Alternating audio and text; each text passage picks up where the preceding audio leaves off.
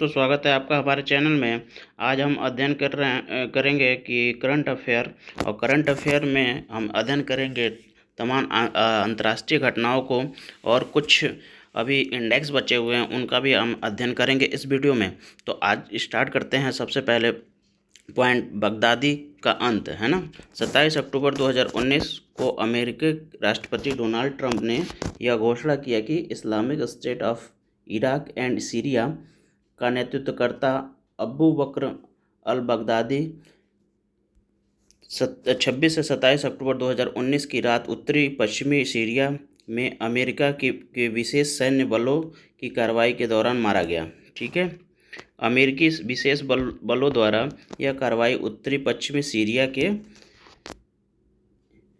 Idlib प्रांत स्थित वारिसा गांव में की गई। सीरिया का इदलिब प्रांत तुर्की की दक्षिण सीमा से महज 5 किलोमीटर दूर है ना। विशेष बलों के इस ऑपरेशन में 8 हेलीकॉप्टर, कई पोतों और विमान शामिल थे, है ना। इस कार्रवाई को अंजाम देने हेतु अमेरिकी विशेष बलों के हेलीकॉप्टर तुर्की के ऊपर से उड़ते हुए उन इलाकों से भी गुजरा जहां सीरियाई और रूसी सेना का नियंत्रण था, है ना। बगदादियों के विरुद्ध अमेरिकी विशेष बलों के इस ऑपरेशन का नाम अमेरिकी दिवंगत मानवाधिकारी कार्यकर्ती कायल म्यूलर के सम्मान में उनके नाम पर रखा गया, है ना। वर्ष 2013 में म्यूलर का सीरिया स्थित अलेप्पो से आईएसआई द्वारा अपहरण कर लिया गया था, है ना। फरवरी 2015 में आईएसआई की हिरासत में उनकी मौत हो गई। 31 अक्टूबर 2019 को आईएसआई ने अबू बकर अल बगदादी की मृत्यु की पुष्टि की है और अपने नेता के रूप में अबू इब्राहिम अल हाशिमी अल कुरैशी के नाम की घोषणा की है ना। नेक्स्ट देख लेते हैं अंतर्राष्ट्रीय घटनाओं में। हैती में यूएन शांति मिशन समाप्त। ठीक है, तो ये हमें याद रखना, कहाँ हैती में यूएस शांति मिशन समाप्त हुआ है। ठीक है, अपने स्थापना यानी 1945 के पश्चात ही संयुक्त राष्ट्र लगातार विश्व शांति स्थापना में संलग्न है। इसी उद्देश्य से संघर्ष क्षेत्र में यूएन पीस कीपिंग मिशन संचालित किए जा रहे हैं, है ना। लेकिन जहां कुछ क्षेत्रों में सफलता प्राप्त हुई है, वहीं यूएन के शांति सैनिकों पर विभिन्न प्रकार के आरोप भी लगते रहे हैं, है ना। इसी दिशा में हैती में संचालित यूएन पीस कीपिंग मिशन के मिश्रित परिणाम प्राप्त हुए हैं, है ना। 15 अक्टूबर 2019 को हैती में चल रहे संयुक्त राष्ट्र शांति रक्षा मिशन को समाप्त घोषित कर दिया गया है। हैती में संयुक्त राष्ट्र शांति रक्षा अभियान की शुरुआत जो हुई थी 2004 में यूएन स्थिरता मिशन के साथ हुई थी, है ना। यह मिशन हैती में बदहाल होती राजनीतिक और सुरक्षा स्थिति के मद्देनज़र स्थापित किया गया था, है ना। हैती में यूएन स्थिरता मिशन 15 अक्टूबर 2017 को समाप्त हो गया था, है ना। संयुक्त राष्ट्र के इन दो मिशनों ने हैती की प्रगति में महत्वपूर्ण योगदान दिया, है ना, जिसमें पुलिस व्यवस्था में सुधार, न्याय क्षेत्र का सुदृढ़ीकरण और सामुदायिक हिंसा न्यूनीकरण कार्यक्रम का कार्यान्वयन शामिल है ना। नेक्स्ट जो है आपका, वह अंतर्राष्ट्रीय सौर गठबंधन की दूसरी सभा, है ना। भारत एवं फ्रांस ने संयुक्त रूप से 30 नवंबर 2015 को पेरिस में संयुक्त राष्ट्र जलवायु परिवर्तन में अंतर्राष्ट्रीय सौर गठबंधन को लॉन्च किया। यह एक संधि आधारित अंतरिक्ष गठबंधन है जिसका उद्देश्य सौर ऊर्जा के क्षेत्र में 2030 तक 1000 बिलियन अमेरिकी डॉलर से अधिक राशि का निवेश करना तथा सदस्य देशों में 1000 गीगावाट से अधिक सौर ऊर्जा उत्पादन उत्पादन की क्षमता के विकास और तैनाती को गति प्रदान करता है। ठीक है, ISA की औपचारिक स्थापना 6 दिसंबर 2017 को की गई थी। ISA का मुख्यालय जो है वो है गुरुग्राम, यानी हरियाणा राज्य में पड़ता है ये। ठीक है, स्थित है। ISA की प्रथम सभा 3 अक्टूबर 2018 को आयोजित हुई थी, है ना।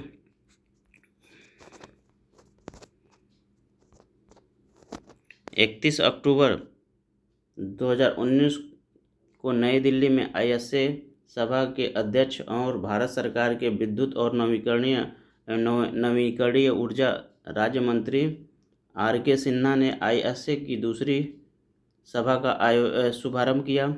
इस सभा में 78 देश के प्रतिनिधिमंडलों ने भाग लिया। इस दौरान 2 देशों इरिट्रिया और सेंट किट्स एंड नेविस ने 31 अक्टूबर 2019 को ISA फ्रेमवर्क समझौते पर हस्ताक्षर किया, है ना। 30 जुलाई 2020 तक की स्थिति के अनुसार 87 देशों ने ISA फ्रेमवर्क समझौते पर हस्ताक्षर किए तथा 67 देशों ने इसका अनुसमर्थन किया, है ना। 15 जुलाई 2020, है ना, 15 जुलाई 2020 को ISA फ्रेमवर्क समझौते में हुए संशोधन के प्रभाव में आने के बाद अब संयुक्त राष्ट्र के सभी सदस्य देश अंतर्राष्ट्रीय सौर गठबंधन में शामिल हो सकते हैं। ISA सभा अंतर्राष्ट्रीय सौर गठबंधन का शीर्ष निर्णय निर्माता निकाय है जो विभिन्न प्रशासनिक वित्तीय कार्यक्रम के सभी मुद्दों पर निर्देशित देता है। ठीक है, अब देख लेते हैं वैश्विक भूखमरी सूचकांक 2019, है ना।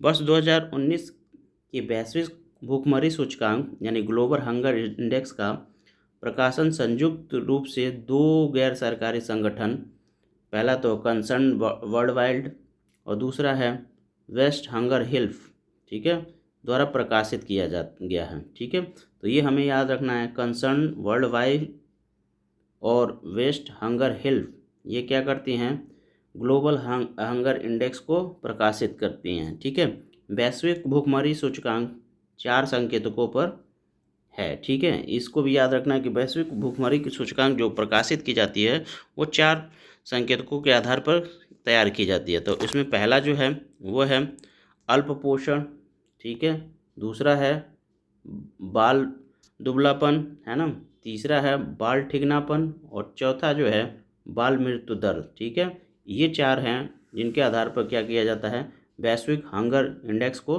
प्रकाशित किया जाता है। फिर से एक बार बता देता हूँ वो 4 पॉइंट कौन से हैं, अल्प पोषण, बाल दुबलापन, बाल ठिगनापन और बाल मृत्यु दर। ठीक है, तो के आधार पर तैयार किया जाता है। वैश्विक भूखमरी सूचकांक जो है 100 आधार बिंदुओं के पैमाने पर तैयार किया जाता है, जिसमें 0 सबसे अच्छा स्कोर माना जाता है और 100 सबसे खराब स्कोर माना जाता है। ठीक है, 15 अक्टूबर 2019 को कंसर्न वर्ल्ड वाइड और वेस्ट हंगर द्वारा संयुक्त रूप से वैश्विक भूखमरी सूचकांक 2019 जारी किया गया। ठीक है, यह सूचकांक का 14वां संस्करण है। ठीक है, और इसकी जो रिपोर्ट है भूखमरी एवं जलवायु परिवर्तन की चुनौती, यानी ये इसका थीम रहा, भूखमरी और जलवायु परिवर्तन की चुनौतियाँ, ये आपका सूचकांक का क्या है, थीम है ना। वर्ष 2019 की इस रिपोर्ट में विश्व के 117 देशों में पोषण की स्थिति का आकलन प्रस्तुत किया गया, है ना। और वर्ष 2000 में वैश्विक भूखमरी सूचकांक स्कोर जो था वो 29 था, जो वर्ष 2019 में 31% की गिरावट के साथ 20 तक पहुंच गया। ठीक है, विश्व में अल्पपोषित लोगों की संख्या जो है वर्ष 2015 के 785 मिलियन यानी 785 मिलियन से बढ़कर वर्ष 2018 में 822 मिलियन तक पहुंच गई है। ठीक है, वैश्विक भूखमरी सूचकांक 2019 के अनुसार वैश्विक स्तर पर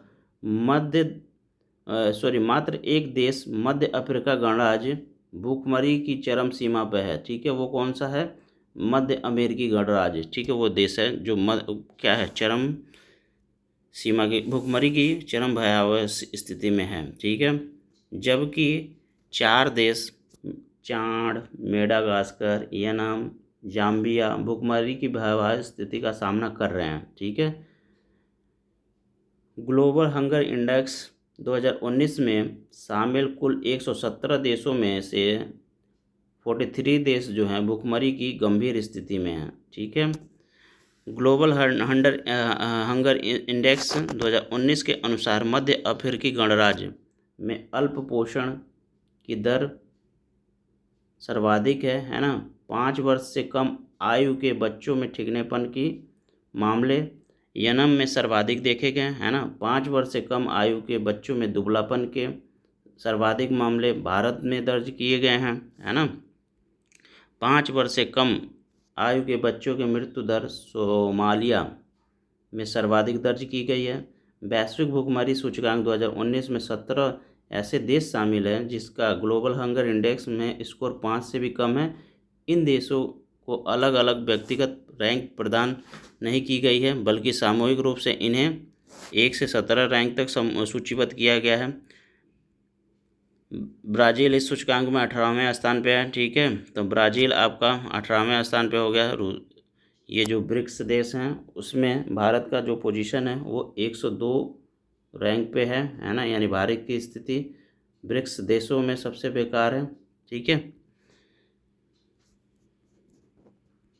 ये आपके नीचे से सबसे बेकार देशों का जिसका नाम हम पहले ही काउंट करा चुके हैं, है ना, जिसमें आपका मध्य गणराज्य जो है सबसे बेकार है स्थिति में है। उसके बाद यनम, उसके बाद चाड, उसके बाद मेडागास्कर, उसके बाद जाम्बिया, ये सब सभी क्या हैं, बहुत भयावह स्थिति में है, ठीक है। जो भारत की रैंकिंग रही वो 2019 में वो 102वीं रही, ठीक है। ग्लोबल हंगर इंडेक्स 2019 में भारत का स्कोर यह भुखमरी की गंभीर स्थिति को प्रदर्शित करता है। वर्ष 2018 में भारत को 103 रैंक प्राप्त हुआ था, ठीक है, और इस समय 102 है, तो ज़्यादा सुधार नहीं हुआ है। नेक्स्ट है वैश्विक प्रतिस्पर्धात्मक रिपोर्ट 2019, है ना। विश्व आर्थिक मंच द्वारा ये जो है वैश्विक आर्थिक प्रतिस्पर्धात्मक रिपोर्ट जो है विश्व आर्थिक मंच द्वारा जारी की जाती है, ठीक है। द्वारा जारी वैश्विक प्रतिस्पर्धात्मक रिपोर्ट 2019 के अंतर्गत वैश्विक प्रतिस्पर्धात्मक सूचकांक 4.0 में प्रतिस्पर्धात्मक में कुल 12 स्तंभों और पैमानों के भारत के औसत आधार पर 141 देशों और अर्थव्यवस्थाओं को रैंकिंग प्रदान की गई है ना। इस सूचकांक में 0 से 100 अंकों के मध्य अंक प्रदान किए गए हैं, जिसमें से 100 सर्वोत्तम प्रतिस्पर्धात्मक को और जबकि 0 जो है न्यूनतम प्रतिस्पर्धात्मक को प्रदर्शित करता है ना। तो इसमें आगे देखते हैं। जो 9 अक्टूबर 2019 को विश्व आर्थिक मंच द्वारा वैश्विक प्रतिस्पर्धात्मक रिपोर्ट 2019 यानी ग्लोबल कॉम्पिटिटिवनेस रिपोर्ट 2019 जारी की गई। वैश्विक प्रतिस्पर्धात्मक सूचकांक में सिंगापुर ने संयुक्त राज्य अमेरिका को पीछे करते हुए शीर्ष स्थान प्राप्त किया है, ठीक है। इस सूचकांक में जो भारत का पोजीशन है वो 68वां, ठीक है, यानी 68वां स्थान है। जबकि विगत 2018 में इस सूचकांक में इसका स्थान जो था वो था 58वां स्थान, ठीक है। तो इस प्रकार 10 अंकों की गिरावट हुई है भारत में, है ना। हांगकांग जो है तीसरे स्थान पे है, नीदरलैंड चौथे स्थान पे और स्विट्जरलैंड 5वें स्थान पे है, ठीक है। तो 2010 में जो प्रतिस्पर्धात्मक रिपोर्ट है उसमें सबसे निचला पॉइंट किसको है, तो वो है चाड को, है ना। उससे थोड़ी सी अच्छी स्थिति वो है चाड को, है ना। उससे थोड़ी सी अच्छी स्थिति क्या है एनम की, उससे थोड़ा सी अच्छी स्थिति कांगो की, और उससे थोड़ी सी अच्छी हैती की, उसके बाद मोजाम्बिक की है, ठीक है। तो ब्रिक्स देशों में देख लीजिए, ब्रिक्स देशों में सबसे बेकार पोजीशन ब्राज़ील की है, उसके बाद भारत की है ना। ब्राज़ील को 71वें पोजीशन मिला है और भारत को 68वां ऐसे ही दक्षिण अफ्रीका को 60वां मिला है, रूस को 63वां और आपका चीन का 28वां स्थान मिला हुआ है ना। तो अब देख लेते हैं नोबेल प्राइज को, है ना, जो 2019 में मिला। नोबेल प्राइज किस किस को मिला है ना। तो नोबेल फाउंडेशन द्वारा प्रसारित भौतिक, रसायन, चिकित्सा, साहित्य और शांति, है ना, यानी ये कितने क्षेत्र हो गए, 5 क्षेत्र हो गए, है ना। वैसे तो 6 क्षेत्रों में दिया जाता है, पर 5 क्षेत्रों में शुरू में दिया जाता था। कि क्षेत्र में नोबेल पुरस्कार 2001 से प्रदान की जा रही है, ठीक है। जबकि अल्फ्रेड नोबेल की स्मृति में अर्थशास्त्र, देखिए अर्थशास्त्र भी जुड़ गया, है ना। तो आपका कितने हो गए, 6 हो गए जिसमें नोबेल पुरस्कार दिया जाता है। कौन कौन से क्षेत्र हैं, पहला भौतिक क्षेत्र है, दूसरा रसायन क्षेत्र है, तीसरा आपका चिकित्सा क्षेत्र है, और चौथा आपका साहित्य के क्षेत्र है, पांचवा आपका शांति के क्षेत्र है, और छठा आपका अर्थशास्त्र के क्षेत्र है। और अर्थशास्त्र बाद में जुड़ा था, ठीक है। नोबेल की स्थापना स्वेरिज स्वेरिजेस रिक्स बैंक, है ना, ने वर्ष 1968 में की थी। अर्थशास्त्र का नोबेल का पुरस्कार पहली बार 1969 में प्रदान किया गया था, ठीक है। वही चीज़ जो मैंने पहले बताया। वर्ष 1901 से ही प्रतिवर्ष अल्फ्रेड नोबेल की पुण्यतिथि पर 10 दिसंबर, ठीक है, इस बात को याद रखना है, 10 दिसंबर को आयोजित समारोह में विजेता को नोबेल पुरस्कार का वितरण किया जाता है, ठीक है। तो नोबेल शांति पुरस्कार के अतिरिक्त शेष सभी नोबेल पुरस्कार स्टॉकहोम से में प्रदान की जाती है, ठीक है। यानी नोबेल शांति स्टॉकहोम में नहीं प्रदान की जाती है। बाकी जितने भी हैं 5 अदर, उनको कहाँ से, स्टॉकहोम से, यानी जो स्वीडन की जो राजधानी है वहाँ से प्रदान की जाती है। जबकि नोबेल शांति पुरस्कार ओस्लो यानी नॉर्वे से प्रदान की जाती है, ठीक है। इस बात को हमें ध्यान रखना है कि जो शांति का पुरस्कार है वो ओस्लो से प्रदान की जाती है, और जो बाकी अदर नोबेल प्राइज हैं वह आपके स्टॉकहोम यानी स्वीडन की राजधानी से प्रदान की जाती है, ठीक है जी। अर्थशास्त्र का नोबेल पुरस्कार देख लेते हैं। 14 अक्टूबर 2019 को स्टॉकहोम यानी the royal Swedish academic of sciences द्वारा वर्ष 2019 हेतु अर्थशास्त्र के नोबेल पुरस्कार की घोषणा की गई।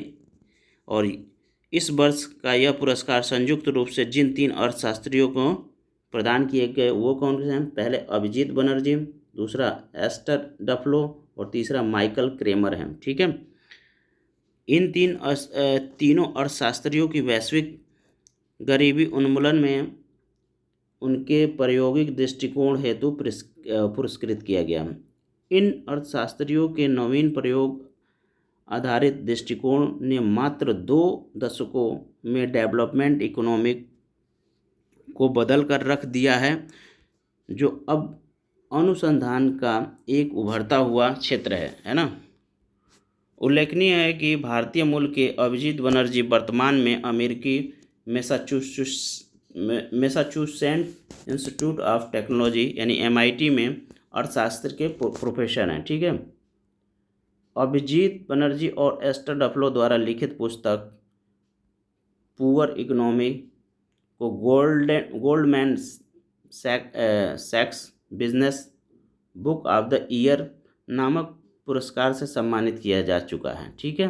तो इसे याद रखना है कि अभिजीत बनर्जी और एस्टर डफ्लो ने क्या लिखा है, पुअर इकोनॉमी, ठीक है। बनर्जी और एस्टर डफ्लो द्वारा लिखी गई नई पुस्तक good economy for hard time है, ठीक है। वर्ष 2019 के लोकसभा चुनाव में हेतु भारतीय राष्ट्रीय कांग्रेस ने अपने घोषणा पत्र में शामिल न्यूनतम आय योजना को तैयार करने में श्री बनर्जी की सलाह ली थी, ठीक है। फ्रांसीसी अमेरिकी जो 46 वर्षीय महिला एस्टर डफ्लो यानी अभिजीत बनर्जी की ये पत्नी हैं, ठीक है। अर्थशास्त्र के नोबेल पुरस्कार के 50 वर्ष के इतिहास में इस पुरस्कार से सम्मानित की जाने वाली सबसे युवा अर्थशास्त्री हैं, ठीक है। इससे पूर्व अमेरिकी अर्थशास्त्री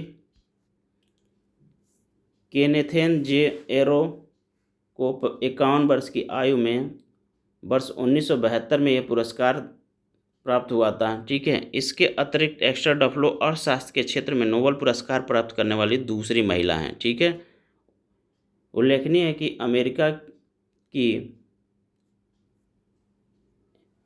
एलिनार ऑस्ट्रॉम अर्थशास्त्र की नोबेल पुरस्कार यानी 2009 में सम्मानित की जाने वाली प्रथम महिला थी। ठीक है, ये अर्थशास्त्र के बारे में बात की जा रही है ना। कौन है? एलिनार ऑस्ट्रॉम।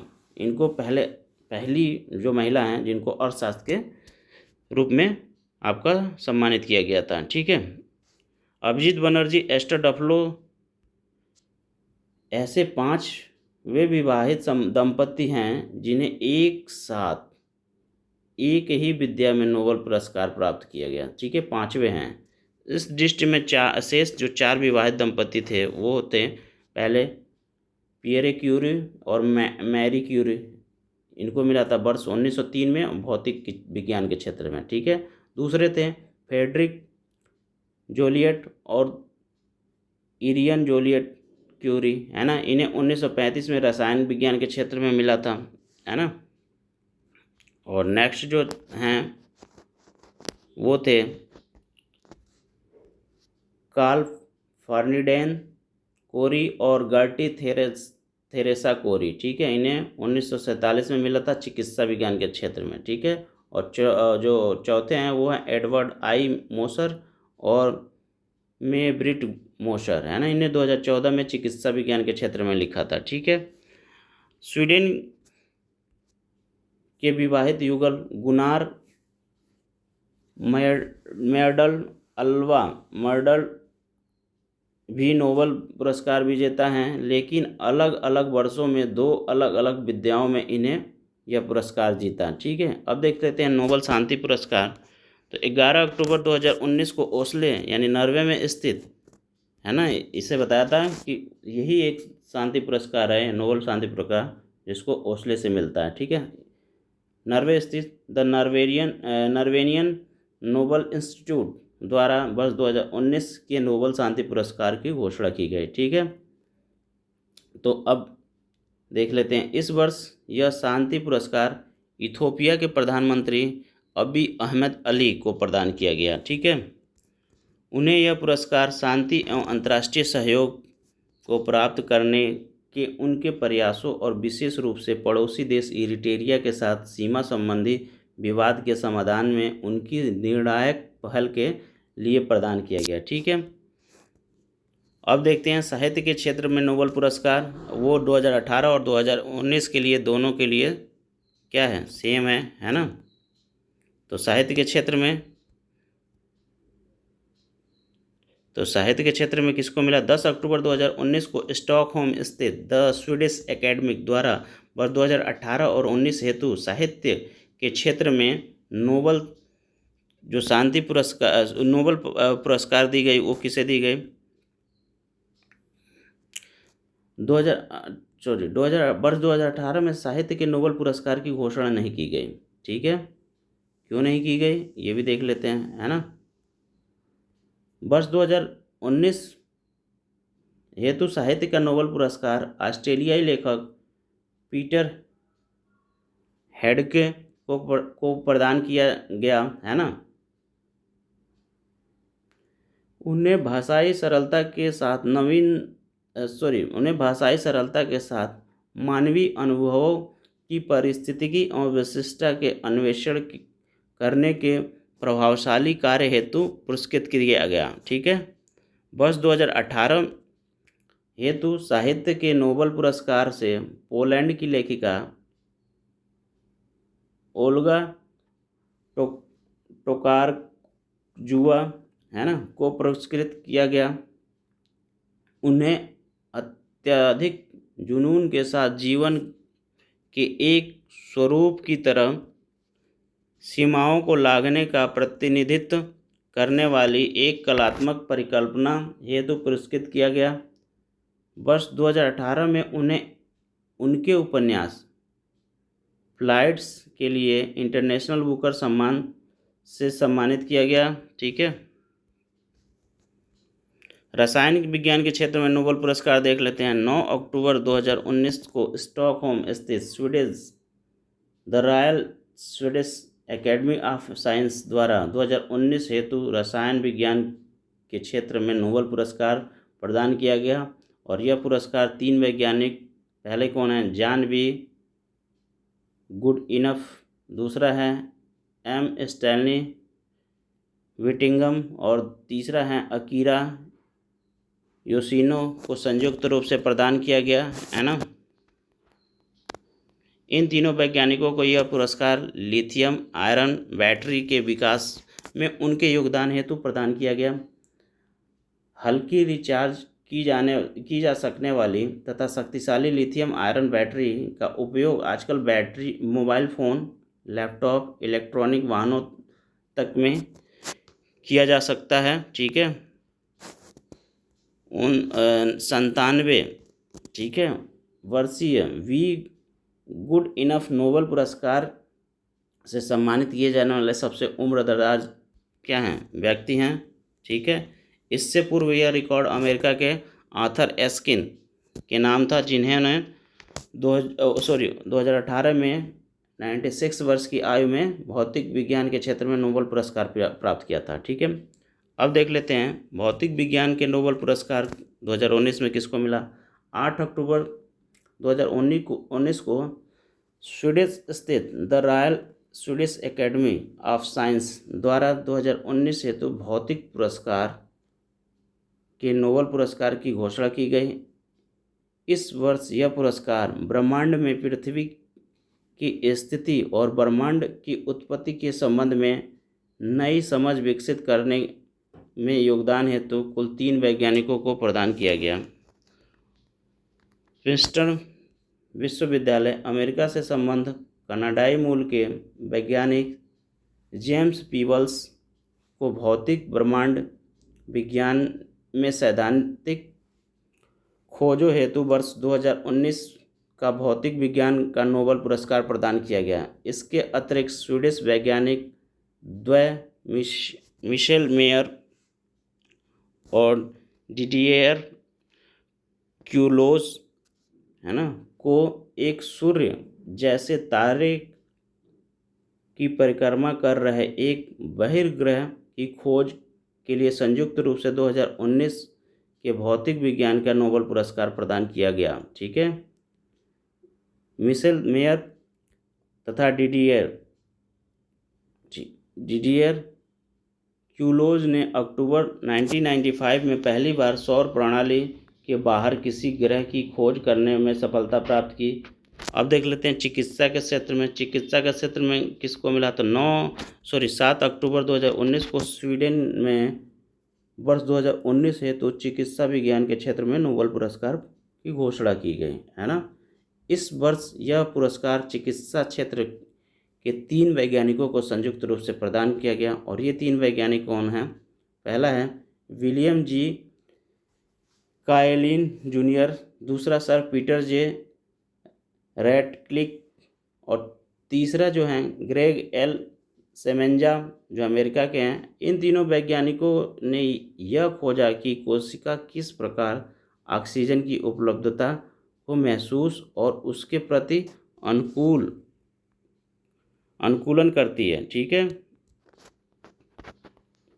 इन तीनों वैज्ञानिकों को ही ऑक्सीजन के बदलते स्तर की प्रक्रिया स्वरूप जीनों की गतिविधियों को विनियमित करने वाली आणविक मशीनरी की पहचान करने के लिए उनके कार्य हेतु पुरस्कृत किया जाएगा। ठीक है, इन तीनों चिकित्सा वैज्ञानिकों द्वारा की गई खोज शारीरिक क्रिया विज्ञान हेतु अत्यंत महत्वपूर्ण है तथा इससे एनीमिया, कैंसर, बहुत से ऐसे रोगों को उपचार हेतु नई रणनीति बनाने का मार्ग प्रशस्त किया गया है। तो दोस्तों इस वीडियो को यहीं समाप्त करते हैं। आप वीडियो को लाइक कीजिए, शेयर कीजिए और सब्सक्राइब कीजिए। थैंक यू दोस्तों।